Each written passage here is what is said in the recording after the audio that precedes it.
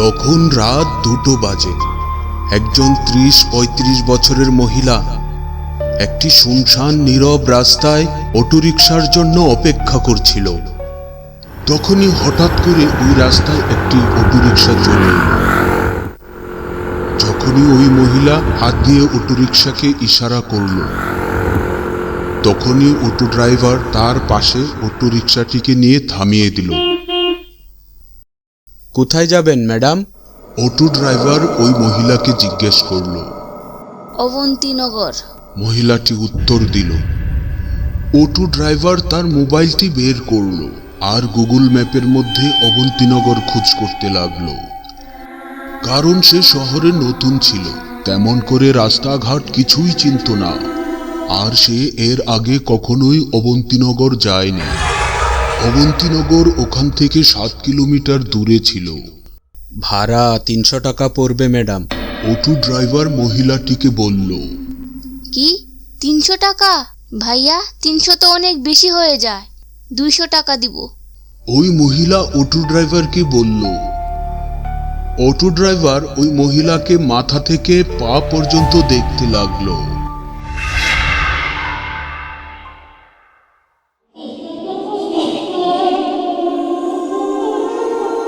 আর কিছুক্ষণ চিন্তা করার পর সে বলল, ঠিক আছে বসুন, আপনাকে ছেড়ে দিয়ে আসি। ওই মহিলা অটোতে উঠে বসে পড়ল আর অটো অবন্তিনগরের দিকে ছুটে চলল। কিছুক্ষণের মধ্যেই অটো ড্রাইভার 4-5 কিলোমিটার দূরে চলে গিয়েছিল।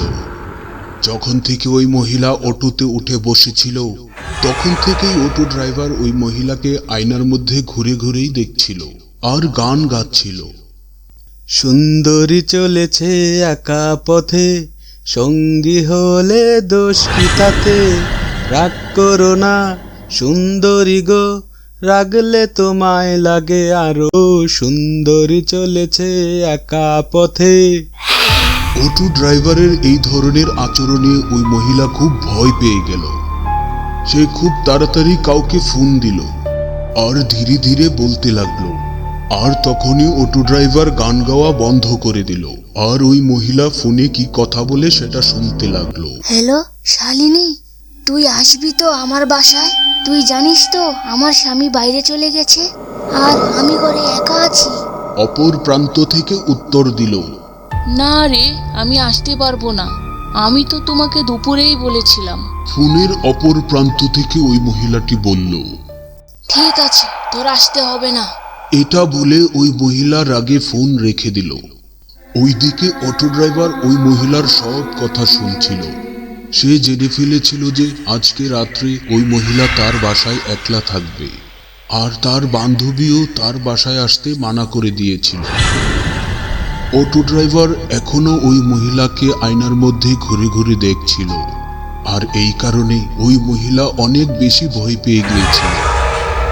তখনই ওই মহিলা একটি বাংলোর সামনে গাড়িটিকে রাখতে বলল। অটো ড্রাইভার দেখল ওই বাংলোর উপর গোল্ডেন প্যালেস লেখা ছিল। তাছাড়া ওটা বাংলো নয়, মনে হচ্ছিল এক বিশাল বড় রাজপ্রাসাদ। যখনই অটোরিকশাটি থেমে গেল, ওই মহিলা অটোরিকশা থেকে তাড়াতাড়ি নেমে গেল আর অটো ড্রাইভারকে টাকা দেওয়ার জন্য সে তার হাতটি সামনে বাড়ালো। আর তখনই অটো ড্রাইভার টাকা নেওয়ার ছলে ওই মহিলার হাত স্পর্শ করল আর বলল, আর যখন তুমি আমাকে এ পর্যন্ত নিয়ে এসেছো, তাহলে এক কাপ চাই খাইয়ে দাও। অটো ড্রাইভারের কথা শুনে ওই মহিলা আরো বেশি ভয় পেয়ে গেল। সে অটো ড্রাইভারের হাত থেকে নিজের হাত ছুটিয়ে নিল আর তাড়াতাড়ি করে গেটের ভিতরে ঢুকে গেল। আর এটা দেখে অটো ড্রাইভার মুচকি মুচকি হাসছিল। তখনই তার নজর পিছনের সিটের দিকে গেল। ওই মহিলা ভুল করে তার মোবাইলটি অটোর সিটের মধ্যে রেখেই চলে গেছে। ওই মহিলা মোবাইল নেওয়ার আগেই অটো ড্রাইভার তার অটো স্টার্ট করে দিল আর সে ওখান থেকে পালিয়ে চলে আসলো। কিছু দূর যাওয়ার পর সে তার অটো রিক্সাকে থামালো আর ওই মোবাইলটিকে হাতে নিল। আর এটি একটি 20-25 হাজার টাকা দামের দামি মোবাইল ছিল। আর এটা দেখে সে অনেক খুশি হয়ে গেল। কিন্তু সে দেখলো যে মোবাইলটি বন্ধ। কিন্তু একটু আগেই তো ওই মহিলা এই মোবাইল দিয়েই কথা বলছিল, আর তখন তো মোবাইল চালুই ছিল। তাহলে এত তাড়াতাড়ি এটা বন্ধ কিভাবে হলো? সে মনে মনে এসব কথাই চিন্তা করছিল। কিন্তু তারপর সে ভাবলো কি হতে পারে, ওই মোবাইলের চার্জ শেষ হয়ে গেছে আর এজন্যই হয়তোবা বন্ধ হয়ে গেছে। আর ঠিক তখনই তার মনের মধ্যে দুষ্ট চিন্তার উদয় হলো।